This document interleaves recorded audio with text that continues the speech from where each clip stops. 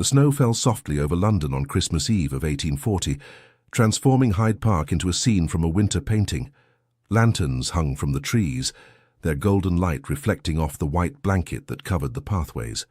Families strolled through the decorated park, their laughter mixing with the distant sound of carolers singing near the Serpentine. Children ran through the snow, their delighted shrieks piercing the cold evening air. Edmund Carrington, the Duke of Thornhaven, walked alone through this festive scene like a ghost among the living. At 32, Edmund cut an imposing figure, tall and broad-shouldered, with dark hair that fell slightly over his forehead, and grey eyes that could freeze a man with a single glance. He had earned his reputation as the most formidable duke in England. His estates were vast, his wealth considerable, his influence in Parliament undeniable. Men feared him. Women desired him but never dared approach. The Tun whispered about the ice in his veins, the steel in his spine. Tonight, that steel had finally broken. 3 weeks. It had been only 3 weeks since he'd watched his mother's coffin lowered into the frozen ground at Thornhaven. The Dowager Duchess had been his last connection to warmth, to family, to anything resembling love in his carefully controlled world. His father had died 7 years earlier, leaving Edmund to shoulder the dukedom at 25, but his mother had remained, his anchor, his counsel, his one source of unconditional affection. Now she was gone. Edmund found himself on a secluded bench far from the cheerful crowds. The irony wasn't lost on him. Here he was, one of the most powerful men in England, sitting alone in Hyde Park on Christmas Eve while families celebrated around him. His townhouse in Grosvenor Square stood empty except for servants. His country estate echoed with silence. He had declined every invitation, every offer of holiday company. The grief he'd held back during the funeral, during the weeks of managing his mother's affairs, during every moment when duty demanded he maintain his legendary composure, it all rose up at once.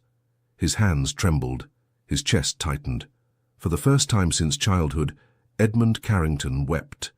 He pressed his gloved hands to his face, shoulders shaking, trying desperately to maintain some shred of dignity even here, alone in the falling snow. The pain felt like it would tear him apart from the inside. "Why are you crying?" Edmund's head snapped up. Standing before him was a small boy, perhaps 5 years old, bundled in a fine wool coat with a scarf wrapped haphazardly around his neck. His cheeks were rosy from the cold, his brown eyes wide with innocent concern.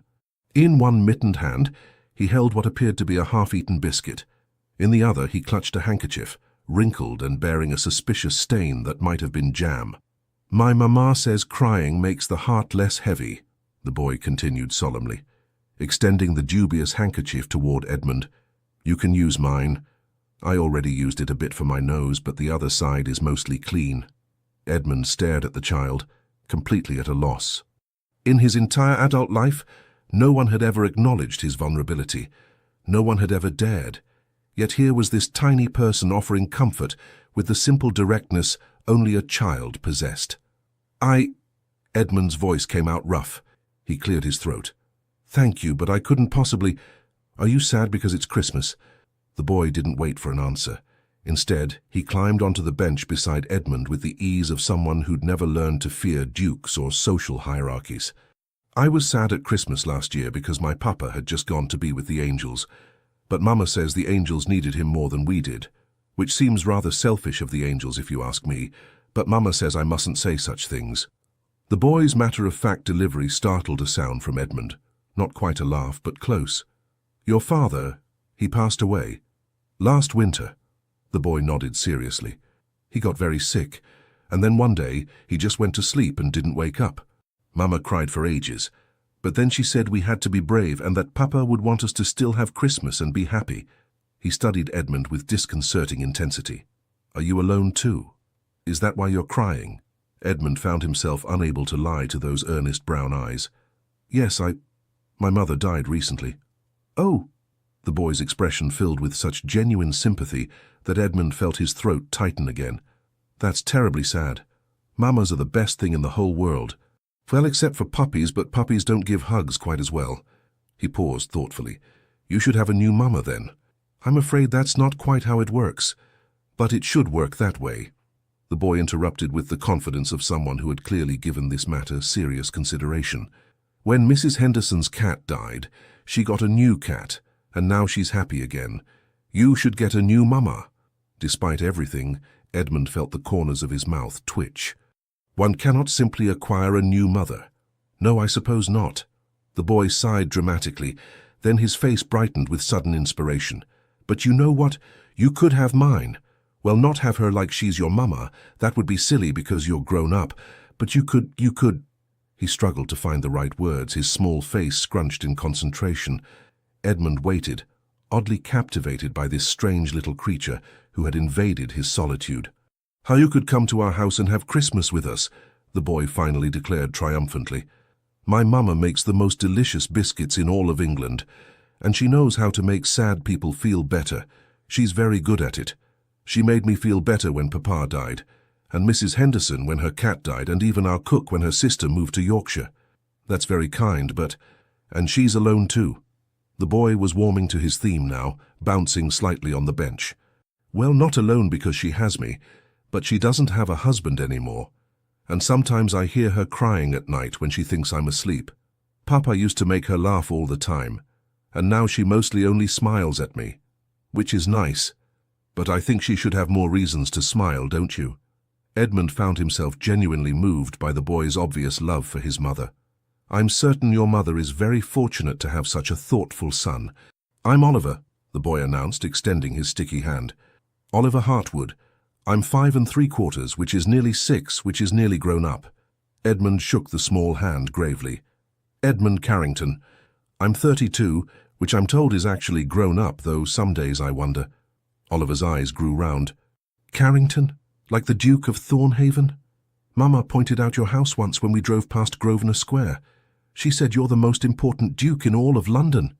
One of them, perhaps. Did you know, Oliver leaned in conspiratorially, that your house has 17 chimneys? I counted them. Well, Mama counted them because I can only count to 10 properly, but I helped. Edmund felt something warm and unfamiliar bloom in his chest, something that felt dangerously close to affection. This ridiculous, wonderful child with his biscuit crumbs and his earnest concern and his complete lack of fear was exactly what Edmund's frozen heart needed at this moment. Oliver! Oliver! A woman's voice called out, tinged with panic. Oliver Hartwood, where have you gone? That's Mama! Oliver jumped up, still holding Edmund's hand. Mama, over here! I've found someone who needs your help! Edmund tried to stand, to compose himself, to somehow transform back into the formidable Duke of Thornhaven before this woman arrived, but Oliver's grip on his hand was surprisingly strong, and his face was still wet with tears, and there was absolutely no way to salvage his dignity. A figure emerged from between the trees, moving quickly through the snow. She was petite, wrapped in a dark blue cloak, her bonnet slightly askew as if she'd been running. As she came closer, Edmund could see she was perhaps 28 or 30, with delicate features and brown eyes that currently reflected both relief at finding her son and alarm at the situation she'd found him in. She stopped dead when she saw Oliver holding hands with a tall, dark-haired gentleman whose expensive greatcoat and aristocratic bearing were unmistakable even through his obvious distress. Oliver! Her voice came out as a mortified whisper. What are you? Your Grace! She recognized him, and her face flooded with color. I am so terribly sorry. Oliver, release His Grace's hand this instant. But, Mamma, he's sad, Oliver protested, tightening his grip on Edmund's hand. His mama died just like Papa did, and he was crying all alone, and it's Christmas Eve, we can't just leave him here.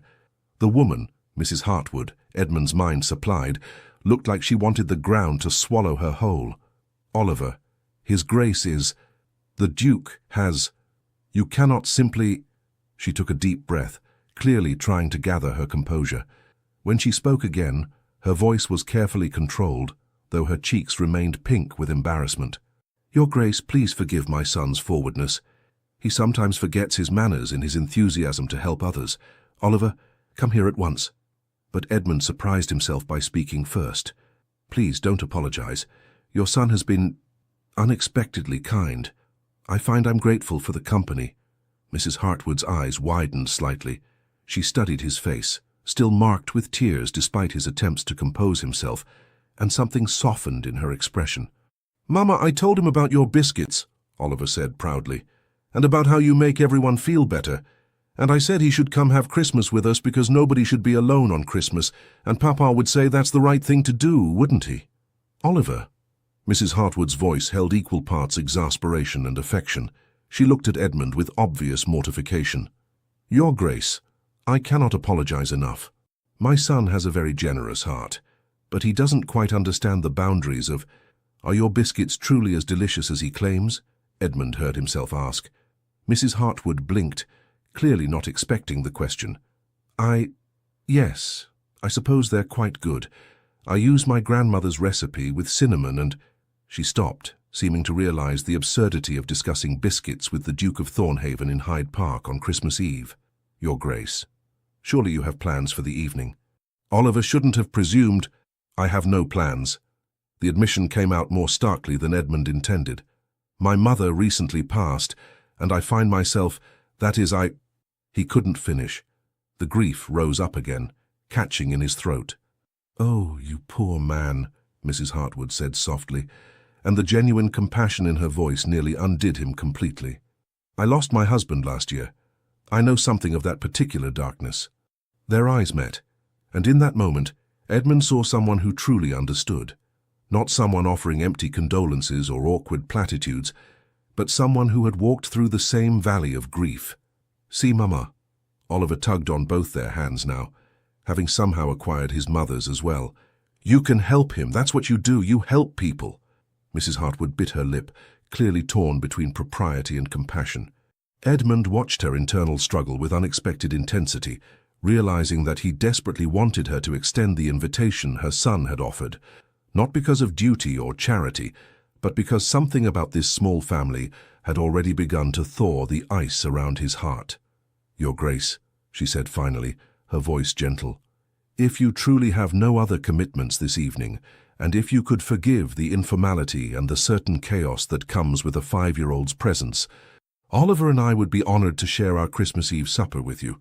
There will be biscuits," Oliver added enthusiastically, "and Mama always makes too much food anyway, and I know lots of stories and songs, and—" "Oliver, breathe," his mother said with a small smile before turning back to Edmund. "Truly, Your Grace, you would be most welcome. Our home in Mayfair is modest compared to your own, I'm certain, but there's warmth and good food and—" She hesitated. "And perhaps we could all use the company on what can be a rather lonely evening." Edmund knew he should decline. This was the widow of the Honourable Charles Hartwood. He'd known Charles slightly, a decent fellow, younger son of the Marquis of Ashford. The social difference between a duchess and the widow of a second son was considerable, though not insurmountable. But more than that, he barely knew these people. Accepting such an invitation was irregular at best. Yet as he looked at Oliver's hopeful face and saw the understanding in Mrs. Hartwood's eyes, Edmund found all his objections dissolving like snow in the warmth of their kindness. "I would like that very much," he said quietly, "if you're certain it wouldn't be an imposition." "Not at all," Oliver crowed, jumping up and down. "Mama, the Duke is coming to Christmas. Papa would be so happy. Remember how he always said we should help people who are sad?" Mrs. Hartwood's eyes grew bright with unshed tears, but she smiled. "Yes, darling. Papa would indeed be very happy." She turned to Edmund and her smile softened. "Come then, Your Grace. Our house is just a short walk from here. And please, call me Amelia. I think if we're to share Christmas Eve, we can dispense with some formalities." "Edmund," he replied, feeling something loosen in his chest. "Please, call me Edmund." Oliver grabbed both their hands again, beginning to pull them along the snowy path. "This is going to be the best Christmas ever.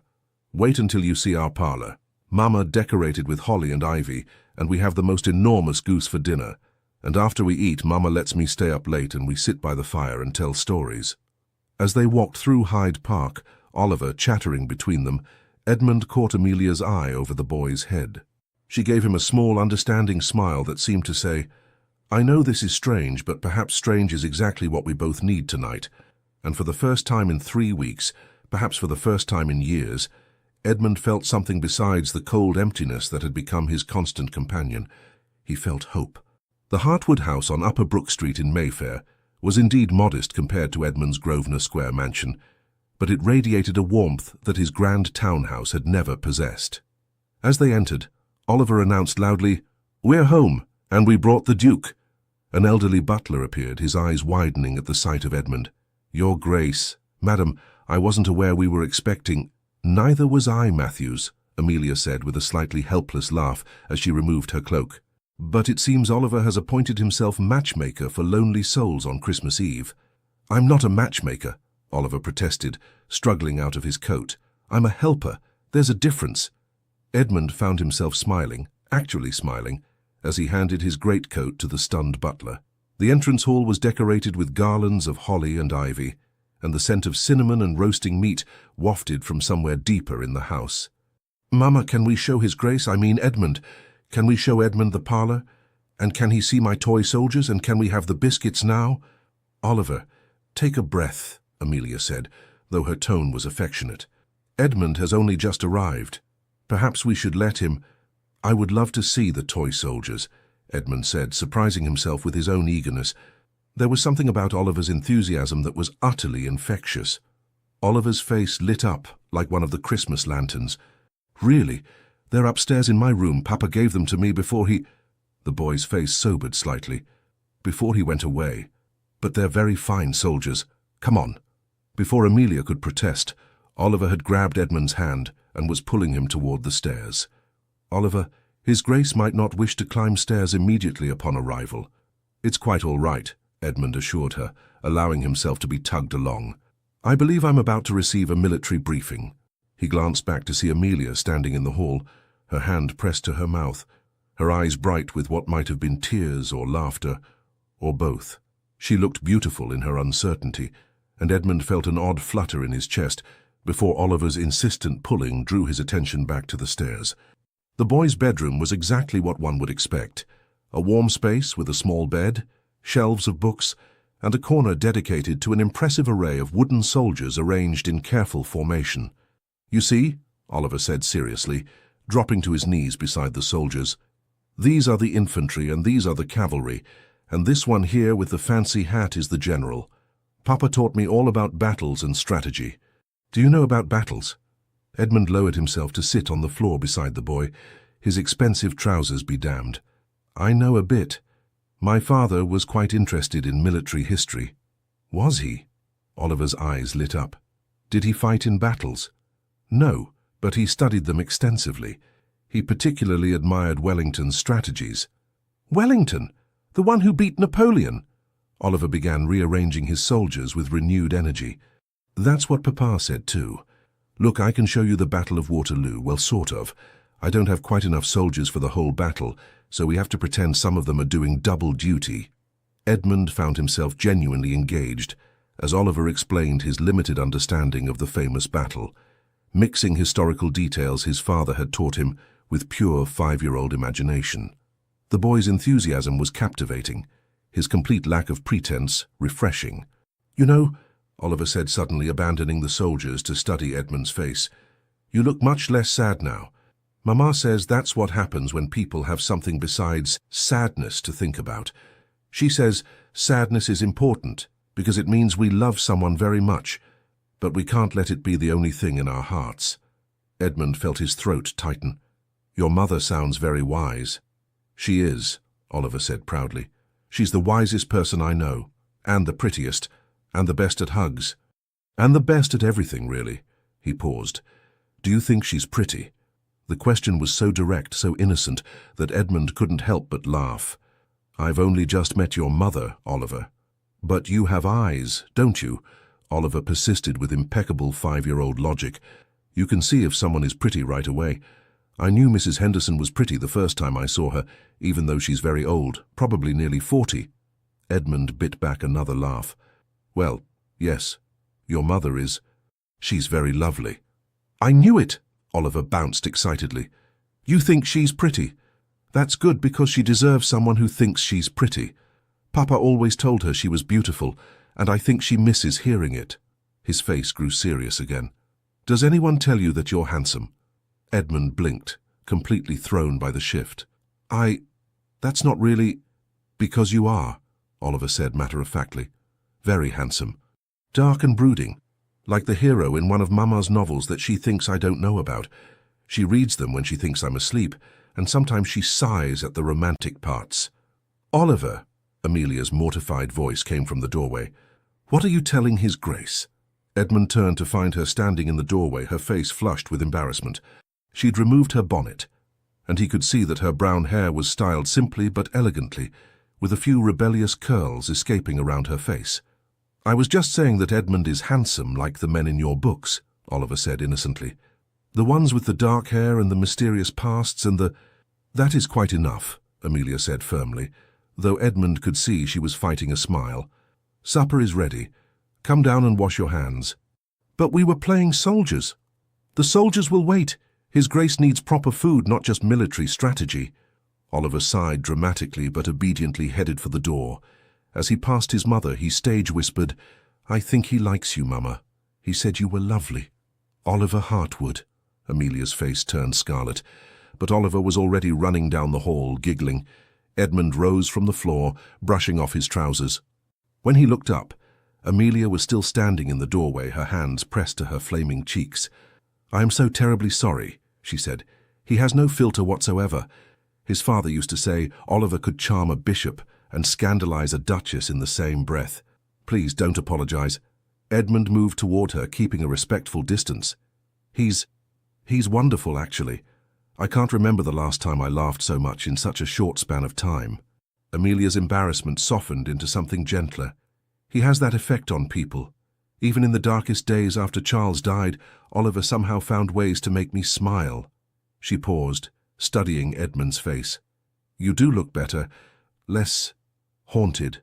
I feel better, Edmund admitted, which is rather remarkable considering I met your son approximately 30 minutes ago, and he proceeded to announce that I should acquire a new mother, appropriate his own mother for my benefit, and drag me upstairs to discuss military tactics. Amelia laughed, a genuine warm sound that seemed to fill the house. That does sound like Oliver. I should warn you that subtlety is not his strong suit. I'm beginning to gather that. Their eyes met, and Edmund felt that flutter again, something he hadn't experienced in years, something that felt dangerously like attraction. No, he told himself firmly. He was here because he'd been moved by a child's kindness, because he was grieving and lonely and this family had offered him refuge, that was all. But as Amelia smiled at him, her eyes crinkling at the corners, Edmund had to admit that perhaps Oliver wasn't entirely wrong about his mother being lovely. Perhaps she was beautiful, actually. Shall we go down to supper? Amelia asked, breaking the moment. Before Oliver eats all the rolls himself. Edmund offered his arm, and after a moment's hesitation, she took it. As they descended the stairs together, he heard Oliver's voice from the dining room, clearly speaking to the servants. We have the Duke of Thornhaven for Christmas. I found him in the park, and he was sad, so I brought him home. Mama says it's important to help people, and Papa always said Christmas was about family, and now the Duke can be part of our family for tonight. Edmund felt Amelia tense slightly beside him. Oliver has a very generous definition of family, she murmured. Perhaps the world needs more people with generous definitions, Edmund replied. When they entered the dining room, Oliver was already seated, bouncing in his chair with excitement. The table was set simply but elegantly, with candles casting a warm glow over the holly centerpiece. The food, roasted goose, potatoes, winter vegetables, smelled divine. As they sat down to eat, Oliver keeping up a constant stream of chatter, Edmund realized something profound. For the first time since his mother's death, he wasn't thinking about his grief. He wasn't drowning in loneliness. He was simply here, present, alive. And it was all because of a 5-year-old boy who'd seen a stranger crying and decided to share his mother. Supper was unlike anything Edmund had experienced in years, perhaps ever. At his own table, meals were formal affairs marked by silence, broken only by necessary conversation. His mother had maintained certain standards, and while Edmund had loved her dearly, their dinners had always been civilized, proper events. This was chaos. Beautiful, warm, life-filled chaos. Oliver talked almost non-stop, sharing stories about his day, asking Edmund increasingly personal questions. Do dukes have to wear their coronets all the time, even to bed? and occasionally getting so excited he forgot to eat until Amelia gently reminded him. And then Mrs. Henderson's cat, the new one, not the dead one, climbed all the way up our garden tree and couldn't get down, and the footman had to get a ladder. But the cat jumped onto his head, and he said a word that Mama said I must never repeat, but it rhymed with brass. Oliver, Amelia interrupted gently. I believe His Grace understands the general situation without the vocabulary details. Sorry, Mama. Oliver turned to Edmund with a conspiratorial grin. Grown-ups say very interesting words when they think children aren't listening. I've learned quite a lot. Edmund fought to keep his expression serious. I'm certain you have. Do you say interesting words when you're frustrated? Oliver asked with genuine curiosity. Oliver! Amelia's cheeks flushed pink again, but Edmund found himself answering honestly. I do, actually. Usually when I'm reviewing parliamentary bills that make no logical sense, or when my steward brings me accounts that don't balance. What kinds of words? Oliver leaned forward eagerly. Edmund, please don't, Amelia started. Oh, the usual, Edmund said gravely. Confound it. Blast. On particularly trying days, I've been known to utter a bloody hell. Oliver's eyes went wide. Caillou said bloody hell, Mama, did you hear? A duke said bloody hell. Yes, thank you both very much, Amelia said, but she was laughing despite herself. Oliver, eat your potatoes before they grow cold. Edmund caught her eye across the table and saw genuine amusement there, mixed with something that might have been appreciation. It occurred to him that she was probably accustomed to people treating her son with distant politeness or barely concealed annoyance. Oliver was undeniably precocious, the kind of child who could exhaust adults within minutes. But Edmund found he wasn't exhausted.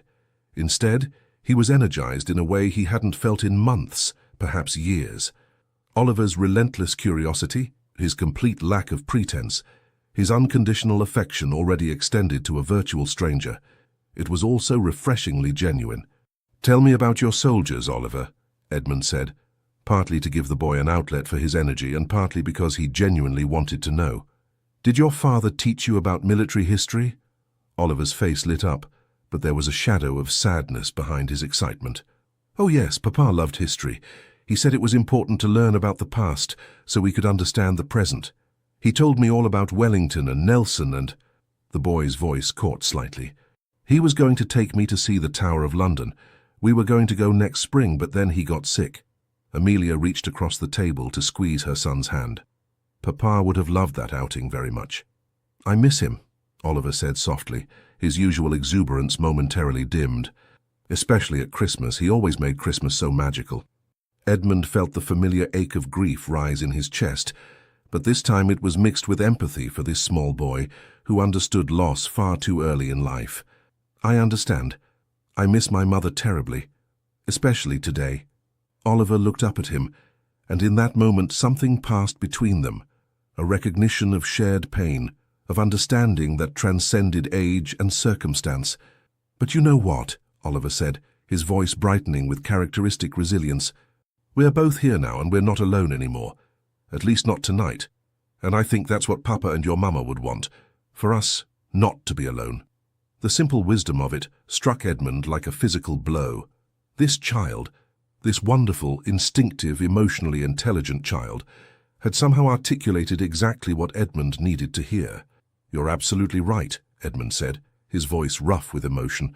I think our parents would be very pleased with this arrangement. See, Mama, Oliver turned to his mother triumphantly. I told you it was the right thing to invite him. You did indeed, darling. Amelia's eyes were suspiciously bright. You have your father's kind heart. And your wisdom, Oliver added seriously. Papa always said you were the wisest person he knew. He said marrying you was the smartest thing he ever did. Amelia blinked rapidly, clearly fighting tears. Did he now? Oh, yes. He told me the night before he died. He said, Oliver, you must always take care of your Mama. She's precious beyond measure. So I try very hard to take care of you, Mama, even though I'm only 5 3/4. The child's sincerity was almost unbearable in its sweetness. Edmund watched Amelia struggle to compose herself, saw the love and grief and pride warring on her face. You do an excellent job, my love, she whispered. Edmund found himself profoundly moved by the obvious bond between mother and son. They had weathered devastating loss together, yet here they were, still loving, still laughing, still opening their home to a stranger in need. It was a kind of courage Edmund hadn't encountered in his privileged world of balls and political maneuvering. The conversation gradually shifted to lighter topics. Oliver wanted to know everything about Edmund's life. What was it like being a duke? Did he have horses? How many rooms did his house have? Did he have any brothers or sisters? Alas, no, Edmund answered. I was an only child. I would have liked a brother or sister growing up. You can share me, Oliver announced. I've always wanted an older brother. Well, technically I wanted a younger brother so I could be in charge, but an older one would be good too, especially if he's a duke. That would make me terribly important at school. Oliver, you cannot simply claim His Grace as a brother, Amelia said, though her tone was more amused than reproving. Why not? We're having Christmas together. That's what families do. Edmund found himself saying, I would be honored to be considered your friend, Oliver, and friends are rather like family in their own way. The boy's face transformed with joy. Really? We're friends? Mama, did you hear? The Duke of Thornhaven is my friend. I heard, darling. I'm certain the entire street heard. After supper, true to Oliver's prediction, they retired to the parlor where a cheerful fire crackled in the grate. The room was cozy and inviting, decorated with evergreen boughs and red ribbons. A small tree stood in the corner, festooned with paper decorations that had clearly been made by childish hands.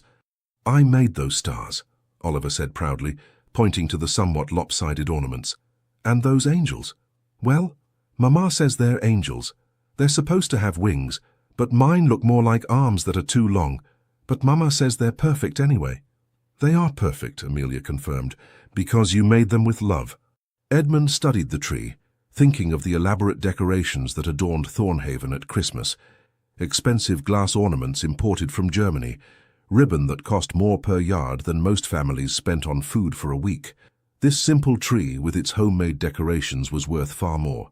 Do you have a tree at your house? Oliver asked. Edmund realized with a pang that he didn't. He'd told his staff not to bother this year, unable to face the traditions that would only emphasize his mother's absence.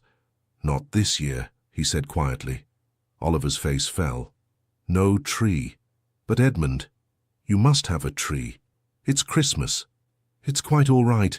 No, it's not all right at all. Oliver looked distressed.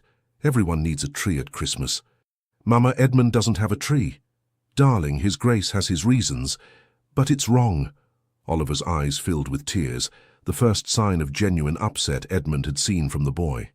Papa always said Christmas trees are important because they remind us that life keeps growing even in winter. Edmund needs to remember that life keeps growing.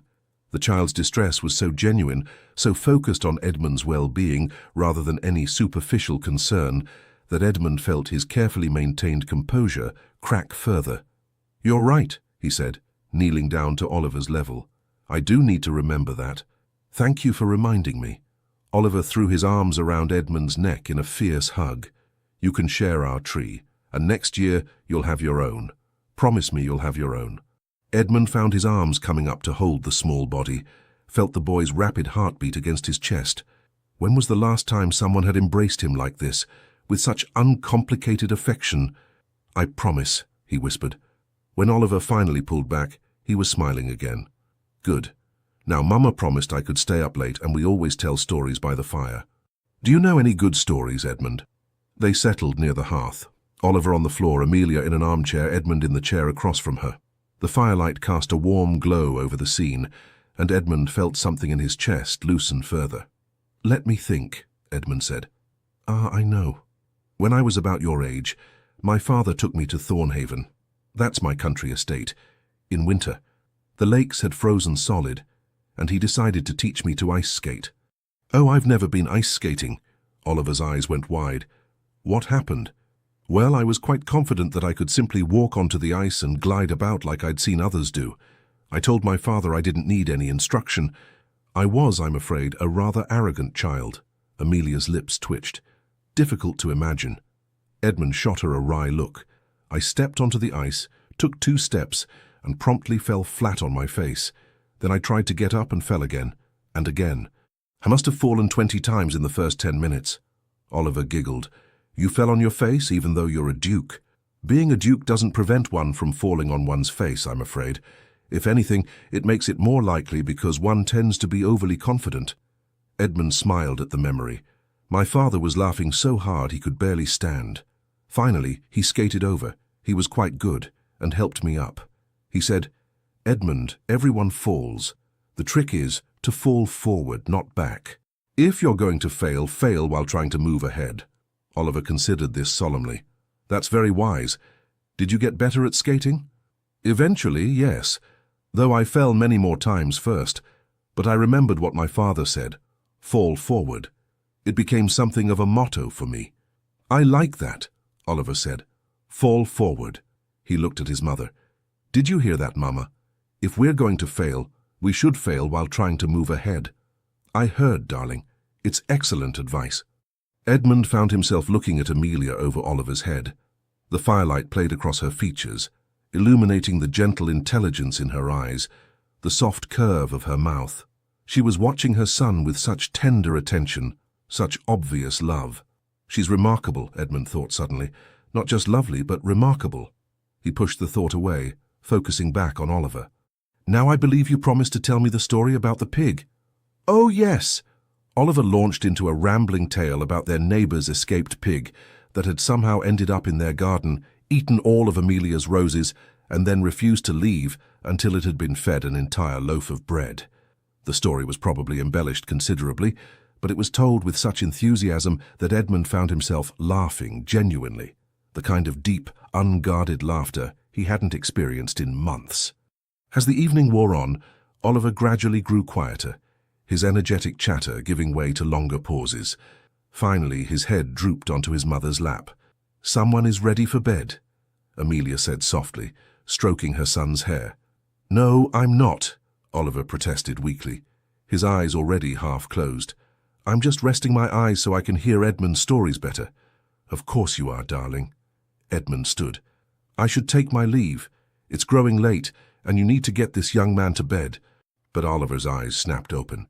"No, you can't leave. It's Christmas Eve. You're supposed to stay until at least midnight. That's when Christmas officially starts." "Oliver, His Grace has been more than patient with us." "Please?" Oliver sat up, suddenly wide awake again with the resilience of childhood. "We haven't even had the biscuits yet, and Mama was going to play the pianoforte and sing carols, and I wanted to show Edmund my storybook about knights." Edmund looked at Amelia uncertainly. "I don't wish to overstay my welcome." "You're not," she said, and there was something in her voice, a warmth, a sincerity that made his heart skip. "Truly, if you'd like to stay longer, we'd be delighted. The biscuits are quite good, and I confess I've enjoyed the evening immensely." Their eyes met again, and Edmund felt that dangerous flutter intensify. There was something happening here, something beyond simple kindness or holiday charity, something that both thrilled and terrified him. "Then I would be honored to stay for biscuits and carols," he said. Oliver cheered, his exhaustion apparently forgotten, and scrambled off his mother's lap. "I'll go get my storybook. Don't eat all the biscuits while I'm gone." As the boy raced from the room, Amelia smiled apologetically. "I really don't know where he gets the energy." "It's wonderful," Edmund said honestly. "He's wonderful."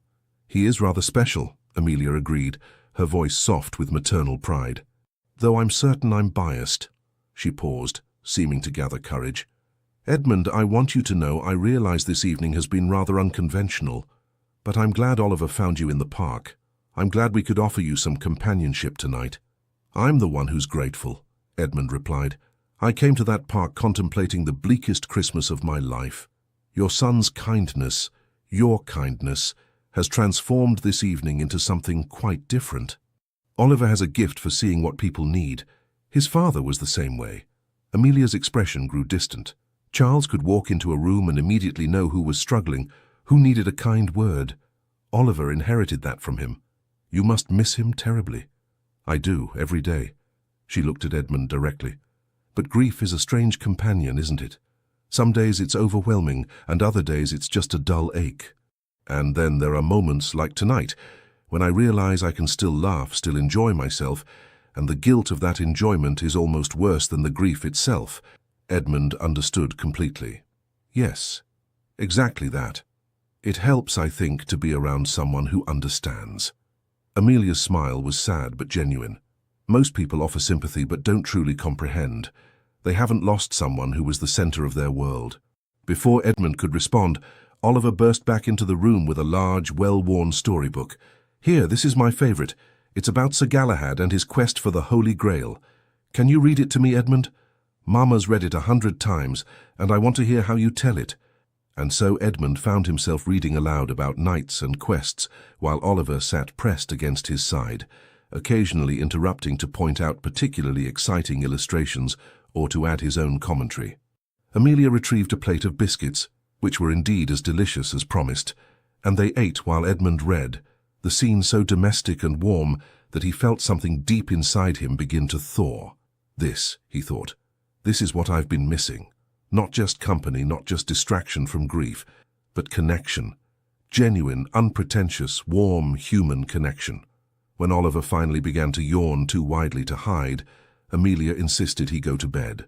The boy extracted a promise from Edmund to visit again soon, before allowing himself to be led upstairs. Edmund waited in the parlor, listening to the soft sounds of Amelia settling her son for the night, the creak of floorboards, the murmur of voices, the click of a door. When she returned, she carried 2 glasses of sherry.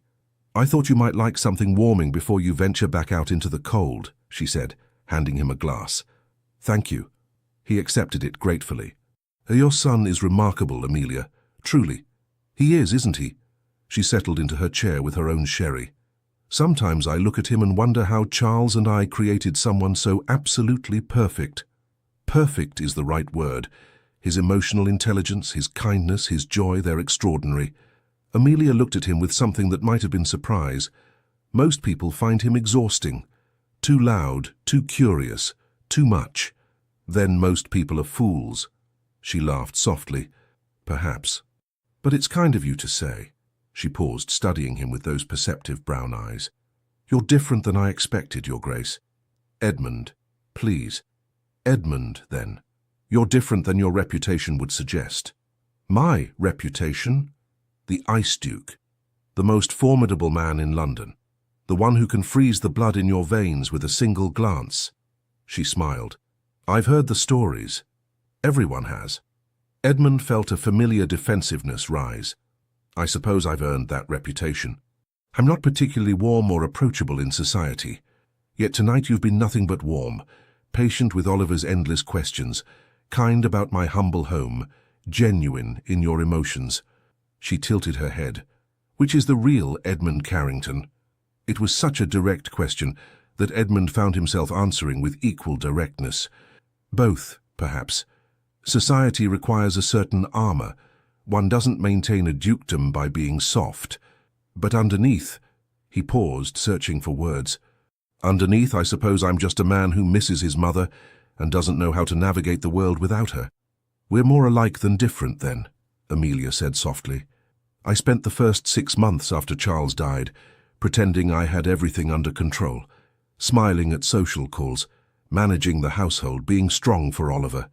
And then one day I simply collapsed in the garden and cried for 3 hours straight. What happened then? Oliver found me. He was only 4. He climbed into my lap and said, 'Mama, it's okay to be sad, Papa would understand.' And somehow, hearing that from my 4-year-old son, I realized I'd been trying too hard to be strong. That grief isn't weakness, it's love with nowhere to go." Edmund felt tears prick his eyes. That's beautiful and terrible and true." "Yes." Amelia sipped her sherry. "So here we are. 2 people who understand that particular truth, sharing Christmas Eve because my son has the instincts of a matchmaker." The word matchmaker hung in the air between them. Edmund's heart rate increased. "He's quite determined, isn't he?" Edmund said carefully. "Terribly." Amelia's cheeks colored slightly.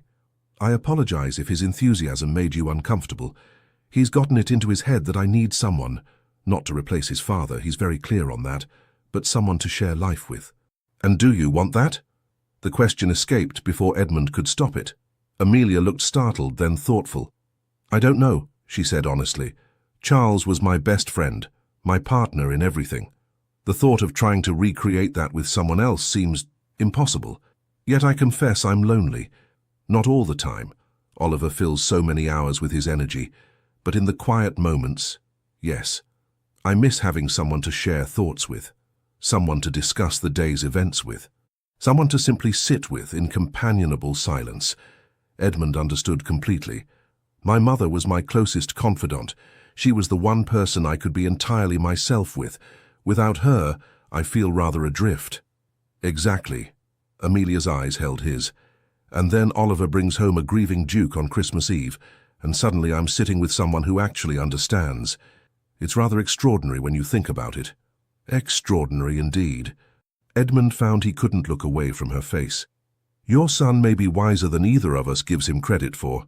Oh, I give him considerable credit, Amelia smiled. He has a gift for knowing what people need. Sometimes I think he sees the world more clearly than we do, without all our adult complications and fears getting in the way. The clock on the mantel chimed 11. Edmund realized with surprise that he'd been here for nearly 4 hours, and it felt like minutes. I should go, he said reluctantly.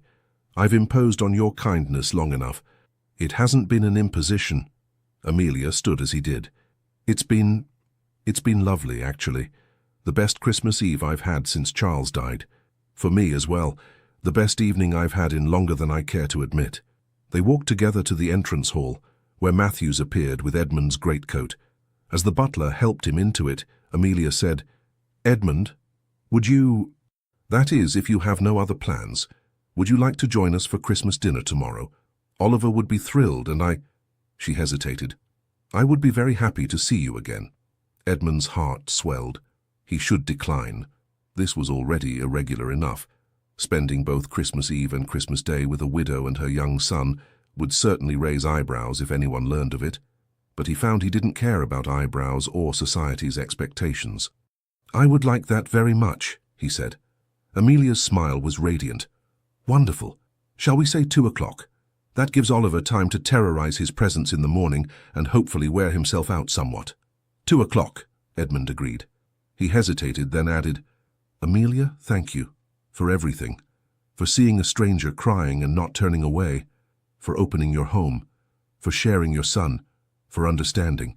Thank you for accepting our invitation. For being kind to Oliver, for... She paused, something soft and uncertain crossing her face. For reminding me that there can still be joy in life. Their eyes held for a long moment, and Edmund felt something shift irrevocably in his chest. This wasn't just gratitude or appreciation for kindness. This was something more, something that both excited and terrified him. Good night, Amelia. Good night, Edmund. Merry Christmas. As he walked through the cold night air back to his empty townhouse, Edmund's mind was full of brown eyes and warm laughter, and a 5-year-old boy who'd seen a grown man crying and decided to share his mother. For the first time in 3 weeks, Edmund went to bed not thinking about death and loss, but about life and possibility. And tomorrow, he would see them again.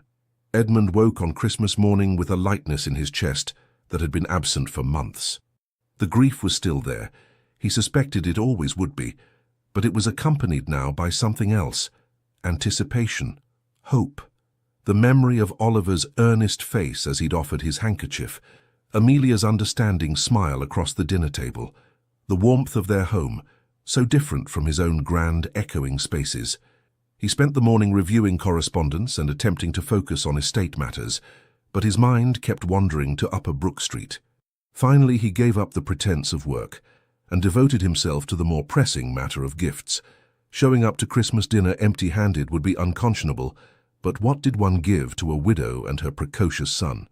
Edmund consulted with his butler, who suggested toys for the boy and perhaps flowers for the lady. Something more personal, I think, Edmund said thoughtfully. The child mentioned he enjoys military history, and Mrs. Hartwood, she deserves more than standard flowers. By the time he left for the Hartwood residence, Edmund carried a carefully wrapped box containing a complete set of lead soldiers, more detailed and historically accurate than Oliver's wooden ones, and a leather-bound first edition of a collection of poetry by William Wordsworth for Amelia. He'd remembered her mentioning that she enjoyed reading in the evenings, and Wordsworth seemed appropriately thoughtful without being too intimate. Matthews opened the door before Edmund could knock, his expression carefully neutral, though his eyes held a gleam of approval. His Grace, the Duke of Thornhaven, he announced unnecessarily, as Oliver came barreling down the hallway. "Edmund, you came. Mamma said you would, but I was worried you might have had Duke business and forgotten about us." "I could never forget about you," Edmund said, surprised by how much he meant it. He knelt down to Oliver's level.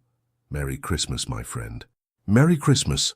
Oliver threw his arms around Edmund's neck in an enthusiastic hug. "I got so many presents. A new book and a wooden horse and, oh, Mama, come quickly."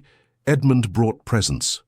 Amelia appeared from the parlour, and Edmund's breath caught. She wore a dress of deep green that brought out the warmth in her eyes, her hair arranged elegantly. She looked beautiful, not in the elaborate, fashionable way of society ladies, but with a natural grace that made his heart race. "Your Grace, Edmund," she corrected herself with a smile. "Merry Christmas. You didn't need to bring anything." "It's Christmas," Edmund replied, rising to his feet. "Of course I brought gifts, though I fear they're rather modest." "Presents!" Oliver bounced excitedly. "Can I open mine now, Mama? Can I?" "Manners first," Amelia reminded him gently. "Take his Grace's coat, and then we'll go to the parlour." Oliver carefully took Edmund's greatcoat, which immediately dragged on the floor given the boy's height, and handed it to Matthews with exaggerated ceremony before grabbing Edmund's hand. "Come on. We have a goose again, and Mama made plum pudding, and there's so much food I'll probably explode, but in a good way." The parlour was warm and festive, decorated with the same simple charm as the previous evening. A modest pile of presents sat beneath the tree, and Edmund noticed that Oliver had already opened several. "Father Christmas was very generous this year," Amelia said, following his gaze, "though I suspect he might have gone slightly overboard." "Father Christmas knows that Oliver deserved extra presents for being such a good boy," Oliver announced confidently, "and because he was very good at cheering up sad dukes." Edmund laughed.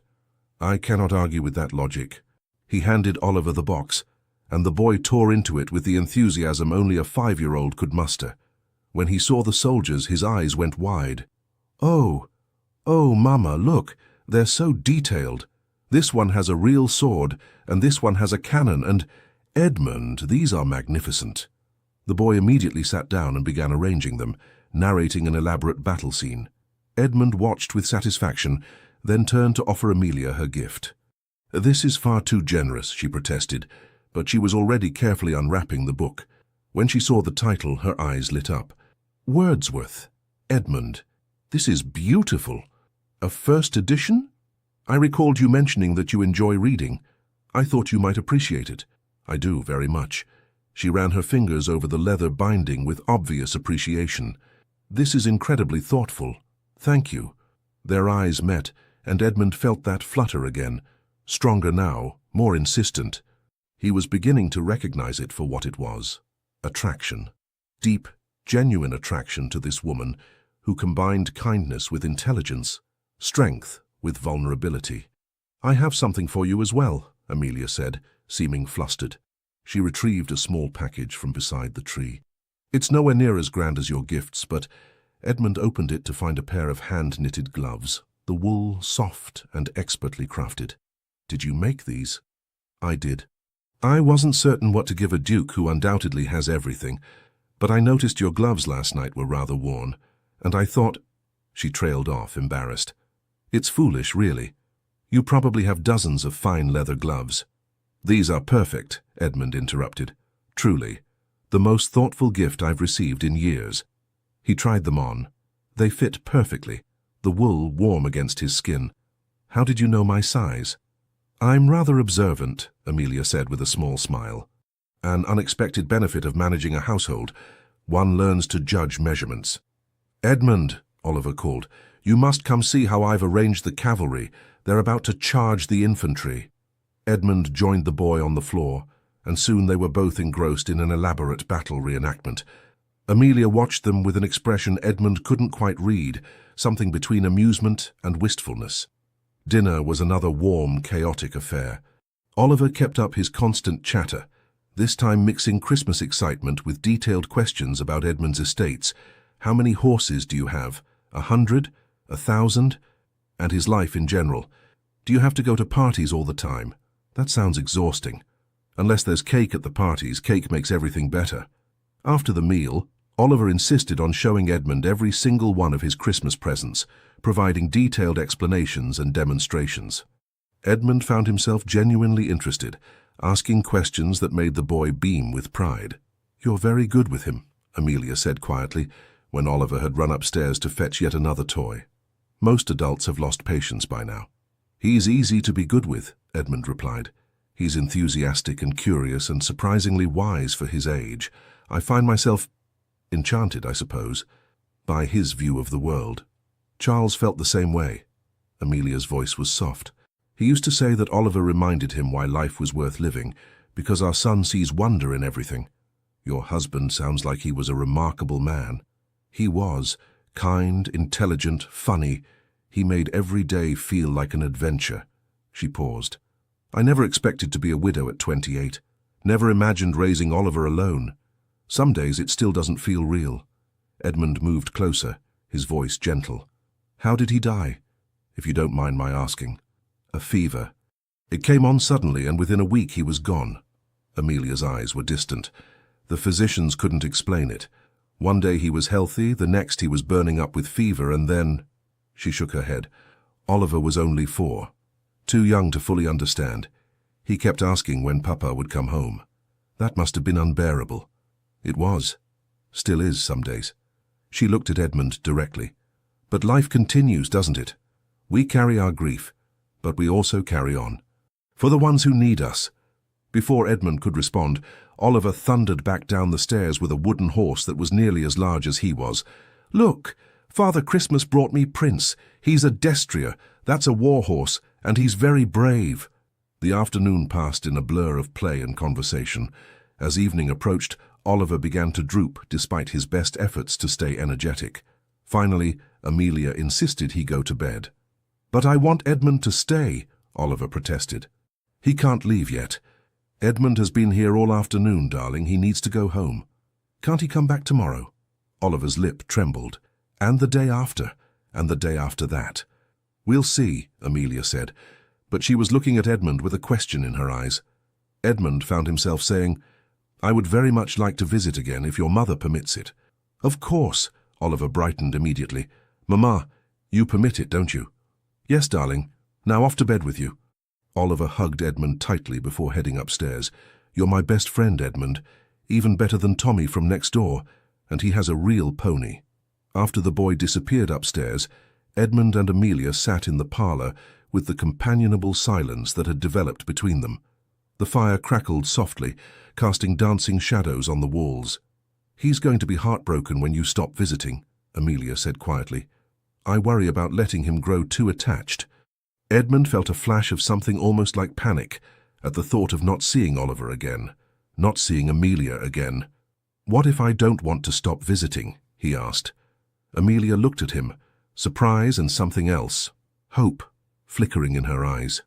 "Edmund, these 2 days, Christmas Eve and today, they've been the happiest I've felt in months, years perhaps.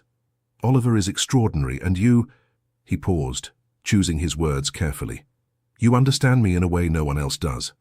When I'm here I feel like myself, like the person I was before I had to build walls to protect myself." "I feel the same way," Amelia admitted. "When you're here, it's easier to breathe, easier to remember that life can still hold joy." She hesitated. "But Edmund, you must understand. Oliver has already lost his father. I cannot let him come to depend on you only to have you disappear when you return to your regular life. What if I don't want to disappear?" Edmund leaned forward. "What if I want this, visits, conversation, friendship, to be part of my regular life? Are you certain? The novelty of a precocious 5-year-old can wear thin quickly." "I don't believe it will. Oliver reminds me of why life matters, of how to see wonder in simple things. I need that." "And what do you need from me?" Amelia asked, her voice barely above a whisper. Edmund met her eyes. "Understanding. Companionship. Someone who doesn't expect me to be the ice duke every moment." He paused. "Friendship." The word friendship felt insufficient for what he was feeling, but Edmund wasn't ready to examine those feelings more closely. Not yet. Amelia smiled, though there was something wistful in it. "Then, friendship it shall be. You're welcome here whenever you wish, Edmund. Truly."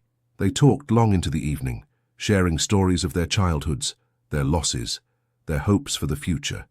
Edmund found himself revealing things he'd never told another soul, his insecurities about the dukedom, his loneliness, his fear that he was becoming as cold as his reputation suggested. "You're not cold," Amelia said firmly. "You're guarded. There's a difference. Cold people don't cry in parks or play soldiers with 5-year-olds or look at a Christmas tree with such longing." "I suppose you're right," Edmund smiled ruefully. "My father always said emotions were weakness. I spent years trying to prove I had none. And now? Now I'm realizing that emotions might be the only thing that makes life worth living." When Edmund finally left that night, he found himself reluctant to go. The walk back to Grosvenor Square felt longer, colder. His townhouse, when he entered it, seemed more cavernous than ever. But he had somewhere to return to now. Someone who welcomed him. A small boy who called him friend, and a woman whose smile made his heart race. It was more than he'd had in a very long time. The pattern of visits continued through the winter. Edmund found excuses to stop by Upper Brook Street several times a week, bringing books for Oliver, discussing household matters with Amelia, simply sitting by the fire and talking. He told himself it was because of Oliver, because the boy brought him such joy. But increasingly, Edmund had to admit the truth. It was Amelia who drew him back. Amelia's laugh, Amelia's insights, Amelia's gentle presence that made him feel more like himself than he had in years. One snowy January afternoon, Edmund arrived to find Oliver subdued, unusual for the energetic boy. "What's wrong?" Edmund asked, kneeling beside him. "Tommy's father took him ice skating today," Oliver said quietly. "On the Serpentine. I wanted to go, but Mama said it wasn't proper for us to go alone." His lip trembled. "I miss having a papa to do things with." Edmund's heart clenched. He looked up at Amelia, who stood in the doorway with barely controlled distress on her face. "What if I took you?" Edmund heard himself say. "Would that be proper enough?" Oliver's head shot up. "Really? You'd take me skating?" "If your mother permits it, yes. We could go tomorrow." "Mama, can we? Please?" Amelia looked between them, her emotions clearly warring. Finally, she nodded. "If His Grace is truly offering, then yes." "I am offering," enthusiastically. Edmund stood. "And Amelia should come as well, make a proper outing of it." The next day they ventured to the frozen Serpentine. Edmund strapped skates onto Oliver's small feet while Amelia watched, wrapped in a warm cloak. The boy was fearless, immediately trying to glide across the ice and promptly falling exactly as Edmund had at his age. "Remember what my father told me," Edmund said, helping him up. "Fall forward." Oliver giggled and tried again, and again. Each time he fell, he got up laughing, determined to master this new skill. Edmund found himself skating backward, holding Oliver's hands, guiding him across the ice. The boy's face was radiant with joy, and Edmund felt something in his chest expand painfully. "This," he thought, "this is what I've been missing, this connection, this purpose." When Oliver finally tired and went to warm up with hot chocolate from a vendor, Edmund skated over to where Amelia stood at the edge of the ice. "Would you like to try?" he asked, offering his hand. "Oh, I couldn't possibly. Why not? When did you last do something just for the joy of it?"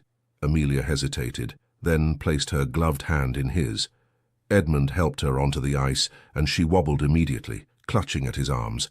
"I've got you," he said softly. "I won't let you fall." They moved slowly across the ice, Amelia gripping his hands tightly. She was laughing and shrieking by turns, alternating between terror and delight. Edmund found he couldn't stop smiling. "This is absurd," she gasped. "I'm a respectable widow. I should not be ice skating." "You're a woman who deserves joy," Edmund countered, "and you're doing wonderfully." As they glided across the Serpentine, Edmund became aware of how close they were, how her hands felt in his, how her laugh made his pulse quicken. This was more than friendship, more than gratitude or shared grief. This was attraction, deep, undeniable attraction. But even as he acknowledged it, Edmund felt confusion. Was it really Amelia he was drawn to? Or was it the package they represented, the warmth, the family, the way Oliver made him feel? He cared for the boy deeply, perhaps even loved him. Was he confusing his feelings for the child with romantic interest in the mother? He needed to think, to sort through these tangled emotions. They returned Oliver to the house, the boy chattering excitedly about his skating adventure. As they said goodbye at the door, Oliver hugged Edmund with his usual enthusiasm. "You're the best, Edmund. Better than any papa anyone could have." The words struck Edmund like a blow, both wonderful and terrifying. Oliver was looking at him not just as a friend, but as a father figure, and Edmund realized with sudden clarity that he wanted that role, wanted to be there for this boy, to guide him, to watch him grow. But was that fair to Amelia? To claim affection for her when his feelings might primarily be about her son? That evening, lying in bed in his silent townhouse, Edmund forced himself to examine his heart honestly. Yes, he loved Oliver. There was no question of that. The boy had wormed his way into Edmund's carefully guarded heart with his innocence and wisdom and unconditional affection. But Amelia, when he thought of Amelia, what did he feel? He pictured her smile, the way her eyes crinkled when she laughed, the gentle way she corrected Oliver without crushing his spirit, her intelligence when they discussed books or politics, the courage it took to continue living fully after devastating loss. And more than that, the way his heart raced when she entered a room, the way he found excuses to be near her, the way he'd caught himself staring at her lips and wondering what they would feel like against his. This wasn't just gratitude or situational attachment. This was love. He was falling in love with Amelia Hartwood. The realization should have terrified him more than it did. Instead, Edmund felt a curious sense of rightness, as if everything had been leading to this moment. But what about her? Did she feel the same? Or was he simply a convenient friend, someone to help fill the gaps left by her husband's death? Edmund resolved to proceed carefully, to continue visiting, to deepen their friendship, to let his feelings develop naturally. And perhaps in time, he would know if Amelia could ever see him as more than Oliver's friend. He had no way of knowing that Amelia, lying in her own bed across London, was grappling with her own revelation, that the Duke of Thornhaven had become far more than a friend, and she had no idea what to do about it.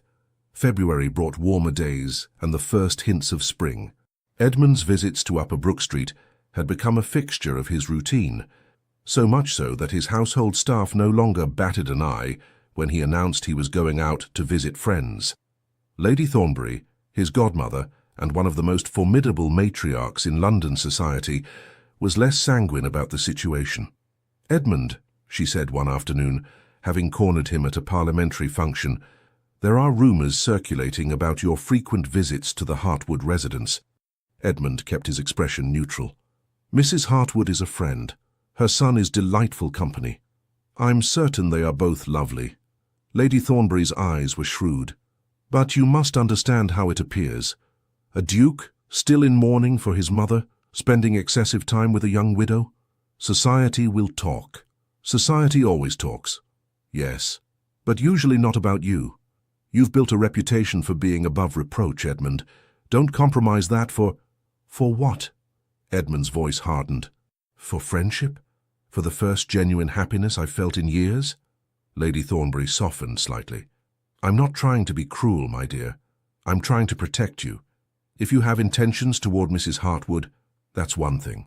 But if you're simply enjoying the novelty of domestic life, you're being unfair to her, and to her son." Her words struck uncomfortably close to Edmund's own fears. "I would never hurt them. Not intentionally, perhaps. But Edmund, you must ask yourself, what exactly are your intentions? Because that boy has clearly adopted you as a surrogate father, and his mother looks at you with, well, with more than simple friendship." "Does she?" Edmund wanted to ask. But he wouldn't reveal his uncertainty to Lady Thornbury. "I'm sorting through my feelings," he said stiffly. "I would appreciate your discretion while I do so." "You have it, always." Lady Thornbury squeezed his arm. But Edmund, sort quickly. The longer this continues without clarity, the more difficult it becomes for everyone involved. The conversation haunted Edmund for days. He knew his godmother was right. He couldn't continue in this limbo forever. But every time he resolved to have a serious conversation with Amelia about his feelings, something stopped him. What if she didn't feel the same way? What if their friendship was enough for her, and his confession ruined everything? More terrifying still, what if she did have feelings for him, but only because he provided stability and companionship in her widowhood, not because of any genuine romantic attachment. The answers came unexpectedly on a grey March afternoon. Edmund arrived at Upper Brook Street to find the house in unusual chaos. Matthews looked flustered as he opened the door. "Your Grace, perhaps this isn't the best time." Mama, it hurts." Oliver's wail came from upstairs. Edmund didn't wait for permission. He took the stairs 2 at a time, following the sound to Oliver's room. Amelia sat on the bed, holding her son, who was sobbing inconsolably, his face flushed with fever. "What happened?" Edmund demanded. Amelia looked up, and he saw the fear in her eyes. "He was fine this morning, but then he said his throat hurt, and now he's burning up with fever." "The physician is on his way, but—" Her voice broke. "It's how Charles started, the same symptoms." Understanding crashed over Edmund. She was terrified, not just because her son was ill, but because illness had taken her husband. Edmund moved to the bed, sitting on Oliver's other side. The boy's eyes were glassy with fever, his small body trembling. "Oliver," Edmund said gently, "look at me, my friend." The boy's eyes focused on him with difficulty. "Edmund, my throat hurts terrible." "I know. The physician is coming to make you better." "I don't want to go be with the angels like Papa," Oliver whispered, and the fear in his young voice was heartbreaking. "I don't want to leave Mama alone." "You're not going anywhere," Edmund said firmly, though his heart was racing. "You're going to get better, and then we're going to go flying kites in Hyde Park like I promised. Remember?" "Promise?" Oliver's hand found Edmund's. "Promise I won't die?" Edmund couldn't speak past the lump in his throat. He looked at Amelia and saw tears streaming down her face, saw her trying desperately to be brave for her son. Without thinking, Edmund gathered them both into his arms, Amelia on one side, Oliver on the other. "I promise we're going to do everything possible to make you well, and I'm not going anywhere. I'll stay right here with both of you." "You will?" Amelia's voice was barely a whisper. "Yes." Edmund met her eyes over Oliver's head. "For as long as you need me. For as long as you'll have me." The physician arrived and examined Oliver thoroughly. After what felt like an eternity, he pronounced it a throat infection. Serious but treatable with rest, fluids and certain herbal preparations. "Not what took his father?" Amelia asked, her voice shaking. "No, madam. This is quite different. The boy should recover fully in a week or so." The relief was so intense that Amelia swayed on her feet. Edmund caught her, supporting her weight. "Thank you, Dr. Harrison," he said, his arm around Amelia's waist. "Please send your bill to my address in Grosvenor Square." "That's not necessary," Amelia started. "It is to me," Edmund said firmly. After the physician left, they settled Oliver in bed with cool cloths and the prescribed medicine.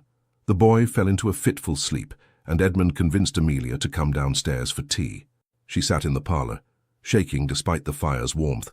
Edmund poured her tea with hands that weren't entirely steady themselves. "I'm sorry you saw me fall apart," Amelia said quietly. "I try so hard to be strong for him." "You are strong, but you don't have to be strong alone." Edmund sat beside her, closer than propriety strictly allowed. "Amelia, I need to tell you something." She looked at him, her eyes still red from tears. "I've been visiting you and Oliver for months now," he began. "Initially I told myself it was because Oliver brought me such joy, because his innocence and wisdom helped me heal from my mother's death. And that's true. He does, and it did. Edmund, please let me finish." He took a breath. "But somewhere along the way I realized that my feelings had evolved, that it wasn't just Oliver drawing me here. It was you, Amelia. Your strength, your kindness, your intelligence. The way you make me laugh. The way you understand me without judgment. The way my heart races when you walk into a room." Amelia's teacup rattled in its saucer. She set it down carefully. "I fought it," Edmund continued. "I questioned whether I was confusing my affection for Oliver with romantic feelings for you, whether I was simply drawn to the idea of a family rather than to you specifically. But this afternoon, when I saw you terrified and trying so hard to be brave, when I realized I would do anything to protect both of you, I knew. This isn't about novelty or convenience or even about Oliver, as much as I love that boy. This is about you, Amelia. I'm falling in love with you. Perhaps I've already fallen." Silence stretched between them. Amelia stared at him, her expression unreadable. "I know it soon," Edmund rushed on.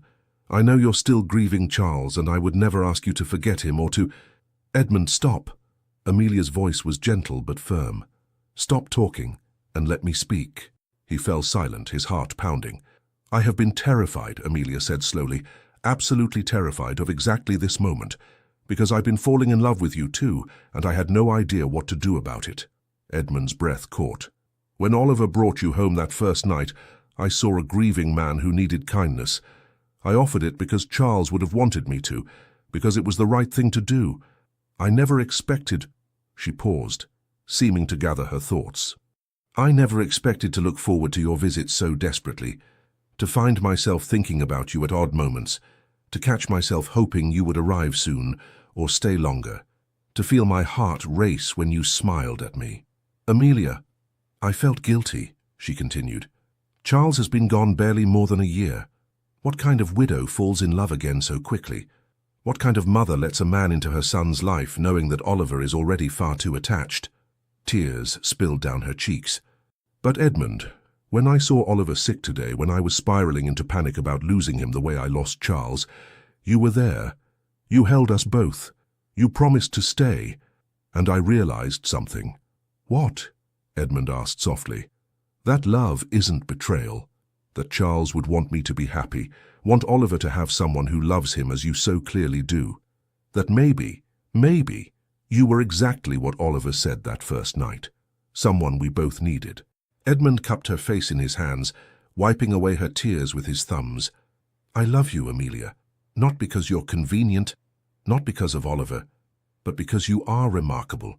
You are strong and kind and brave and beautiful, and I want to spend every day of my life proving that you can trust me with your heart. I love you too, Amelia whispered. I'm terrified, but I love you. Edmund leaned forward slowly, giving her time to pull away. She didn't. Their lips met in a kiss that was gentle and tentative and perfect. When they finally parted, both were breathless. Mama! Edmund! Oliver's weak voice called from upstairs. They hurried up to find him awake, looking small and ill in his large bed. You're both here, he said with satisfaction. I dreamed you went away and I was scared, but you're here. We're here, Edmund assured him, sitting on one side of the bed while Amelia sat on the other. Both of us. Oliver's eyes, though fever-bright, were shrewd. Are you going to marry my mama now? Edmund and Amelia exchanged startled looks over the boy's head. Oliver, Amelia gasped. Well, you should, Oliver said reasonably. You love each other, I can tell, and Edmund would be the best papa ever. Not instead of my real papa. Papa will always be my papa. But Edmund could be my now papa, and then we could all be a family properly. Edmund found himself laughing despite the situation. You are an extraordinary child, do you know that? Yes, Oliver said without false modesty. So will you marry her? Oliver, that's not something to decide when you're feverish, Amelia started, but Edmund was looking at her with an expression she couldn't quite read. Actually, I think it's the perfect time. Clear thinking, no pretense. He turned to Oliver. Would you like me to marry your mama? Truly. More than anything, Oliver said earnestly. Except maybe a pony. But yes. And you, Amelia? Edmund's voice softened. I know this is fast, I know it's irregular, but I also know that I want to spend my life with you and Oliver. I want to be there for illnesses and celebrations. I want to fly kites in Hyde Park and have Christmas dinners filled with chaos and laughter. I want to fall asleep beside you and wake up knowing I'm exactly where I belong. Edmund, Amelia's voice shook. Marry me, Amelia. Not because it's expected or convenient, but because we love each other. Because life is short and precious and we've both learned that happiness shouldn't be postponed. Say yes, Mama, Oliver urged. Please say yes. Amelia looked between her son and the man she loved, tears streaming freely now. Yes, she whispered. Yes, Edmund. I'll marry you. Oliver cheered weakly, then immediately winced at the pain in his throat, but his smile was radiant. Edmund kissed Amelia again, this time with the knowledge that this wasn't just a moment. It was a beginning. The wedding took place 6 weeks later in the private chapel at Thornhaven, Edmund's country estate. The delay was to allow Oliver to fully recover and to prepare the estate for its new mistress. It was a small affair. Lady Thornbury, a few close friends, and Charles's brother, the Marquis of Ashford, who gave Amelia away with tears in his eyes. Charles would have loved him, Lord Ashford told Amelia before walking her down the aisle. Your Duke. Charles always wanted you to have someone strong enough to match you. I think Edmund fits that description. Oliver served as ring-bearer, taking his duties with adorable seriousness. He'd insisted on wearing his finest suit and had practiced walking slowly so many times that he could do it in his sleep. When Amelia appeared in the chapel doorway in her white dress, Edmund felt his breath catch. She was beautiful, not just in appearance, but in the way she looked at him with complete trust and love. The ceremony was traditional, but infused with personal touches. Oliver stood between them, one hand in each of theirs, as the vicar pronounced them husband and wife. When Edmund kissed his bride, Oliver cheered loudly, causing laughter to ripple through the small gathering. "Are you my papa now?" Oliver asked Edmund immediately after. "If you'd like me to be," Edmund replied, kneeling to the boy's level. "I'd like it very much." Oliver threw his arms around Edmund's neck. "I love you, Papa Edmund." Edmund's eyes filled with tears, happy tears this time. "I love you too, my boy." The reception was held in Thornhaven's grand ballroom, though the small group of guests made it feel intimate rather than echoing. Oliver charmed everyone with his enthusiasm, regaling Lady Thornbury with tales of how he'd brought Mamma and Edmund together on Christmas. "Is that so?" Lady Thornbury said with amusement. "You fancy yourself quite the matchmaker, young man." "I don't fancy myself anything," Oliver said seriously. "I just knew Edmund was sad and Mamma was lonely, and they both needed each other. It was obvious." "Obvious indeed," Lady Thornbury agreed, her eyes twinkling. She leaned down conspiratorially. "You did an excellent job, Oliver. Your new father is a good man and he'll take excellent care of you and your mother." That evening, after Oliver had finally been convinced to go to bed in his new room at Thornhaven, Edmund and Amelia stood on the terrace overlooking the estate's grounds. Spring had fully arrived, and the gardens were beginning to bloom. "Are you happy?" Edmund asked, his arms around his wife. "Deliriously," Amelia replied, leaning into his embrace. "Though I confess it still feels somewhat surreal. Me, a duchess. You were always magnificent. The title just makes it official." Edmund kissed the top of her head. "Thank you for saying yes, for trusting me with your heart. Thank you for seeing us, Oliver and me, and choosing to stay." She turned in his arms to face him. "I know losing your mother was devastating, but Edmund, I truly believe she would be happy for you, happy that you found love again." "I think so too," Edmund smiled. "She always said I needed someone who wouldn't let me hide behind my walls. You certainly don't allow that." "No, and I never will." Amelia rose on her toes to kiss him. "You're stuck with me now, Your Grace, and with our very enthusiastic son." "Our son," Edmund repeated, savouring the words. "I like the sound of that." They stood together in comfortable silence, watching the sun set over their new life together. Inside, Oliver slept peacefully, secure in the knowledge that his family was whole again. 2 years later, the Christmas of 1842 brought more snow than London had seen in years. Hyde Park was transformed into a winter wonderland, exactly as it had been that fateful Christmas Eve when a small boy had found a crying duke. Edmund stood near the same bench where Oliver had first approached him, but his circumstances couldn't have been more different. Beside him stood Amelia, her hand in his, looking radiant despite the cold, and bouncing excitedly in front of them was Oliver, now 7 and just as energetic as ever. "Papa, Papa, look. The ice is thick enough for skating. Can we go?" "Can we?" "In a moment," Edmund said, smiling at his son's enthusiasm. Even after 2 years, hearing Oliver call him Papa still filled him with joy. "But, Papa—" Oliver stopped mid-sentence, his attention caught by something else. "Oh, that lady looks sad. Should we help her?" Edmund followed his gaze to see a young woman sitting alone on a bench, looking forlorn. He felt Amelia's hand tighten on his arm. "Oliver," she said gently, "not everyone wants help. But Mamma, remember what you told me, about how helping Papa that Christmas was the best thing we ever did." "I do remember," Edmund said, kneeling to Oliver's level. "And you were right to help me. But Oliver, some people need space rather than intervention. We must respect that." Oliver considered this seriously. "How do we know the difference?" "That's a very wise question." Edmund glanced at the woman again. She didn't seem to be crying, just sitting quietly in contemplation. "I think we watch and we listen. If someone seems to need help, we offer it gently. If they decline, we respect that. But you didn't decline when I offered help. No, I didn't. Because in that moment, I desperately needed someone to see me, to acknowledge my pain. You did that perfectly. Oliver thought about this, then nodded. So if the lady wants help, she'll let us know? Exactly. All right then. Oliver turned his attention back to the ice. Can we skate now, please? As they made their way to the Serpentine, Amelia squeezed Edmund's hand. He has your thoughtfulness now, along with his natural compassion. He has your wisdom, Edmund countered. He's an extraordinary blend of both of us. And of Charles, Amelia added softly. I see so much of his father in him. Good, Edmund said sincerely. Charles gave the world an amazing son. I'm honored to help raise him.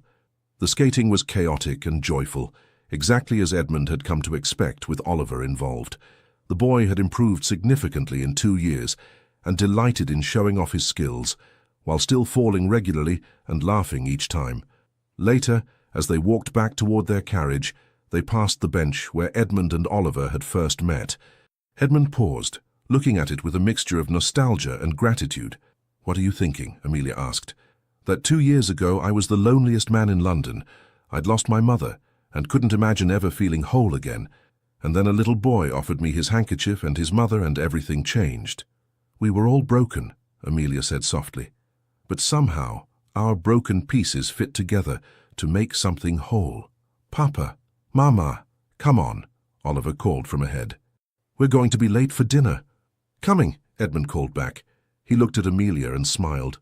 Shall we go home, Your Grace? Yes, let's, she paused. Edmund, I have something to tell you. Something in her tone made him stop. What is it? Dr. Harrison confirmed it this morning. I'm with child. We're going to have a baby. Edmund felt joy bloom in his chest. Pure, uncomplicated joy. He pulled Amelia into his arms, kissing her soundly right there in Hyde Park. A baby, he whispered against her lips. Amelia, that's wonderful. I'm due in early summer. Oliver doesn't know yet. I wanted to tell you first. He's going to be beside himself with excitement. Edmund laughed. He'll probably want to name the baby after one of his toy soldiers. Undoubtedly.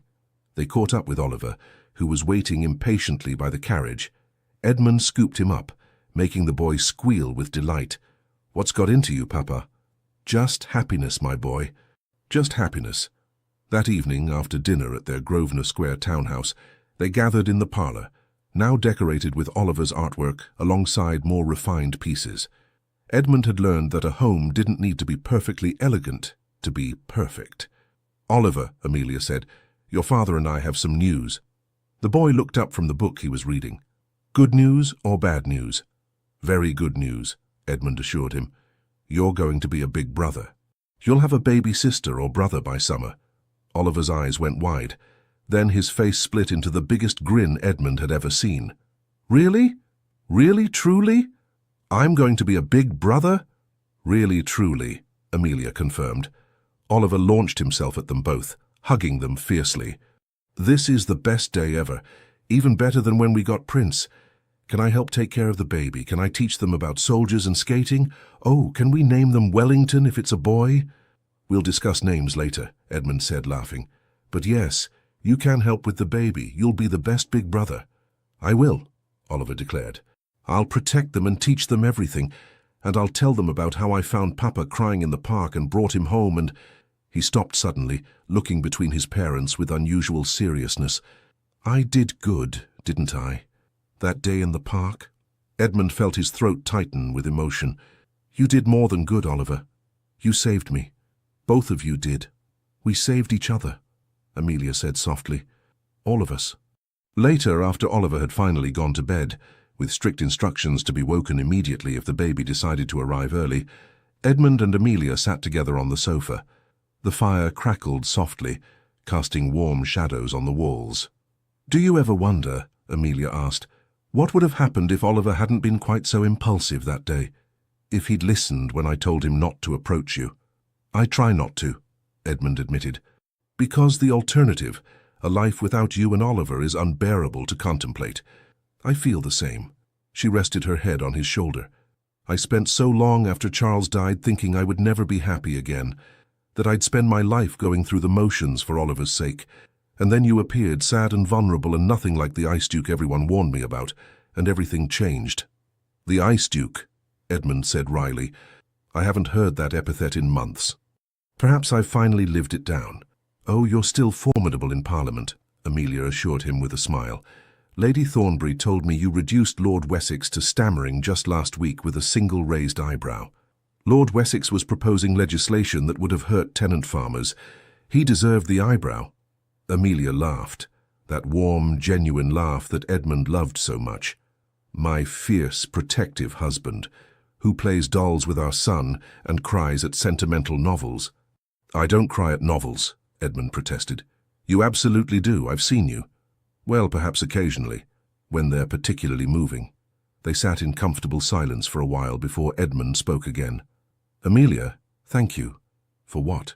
"For giving me a second chance at family, at love, at life, really. For trusting me enough to let me be Oliver's father. For loving me despite all my flaws and fears." "Edmund, you have it backward." Amelia turned to face him fully. "You're the one who gave us a second chance. You could have walked away that first night, dismissed us as a curiosity. But you stayed. You kept coming back. You chose us, again and again, until we finally had the courage to choose you back." "I think," Edmund said thoughtfully, "that we chose each other. All three of us.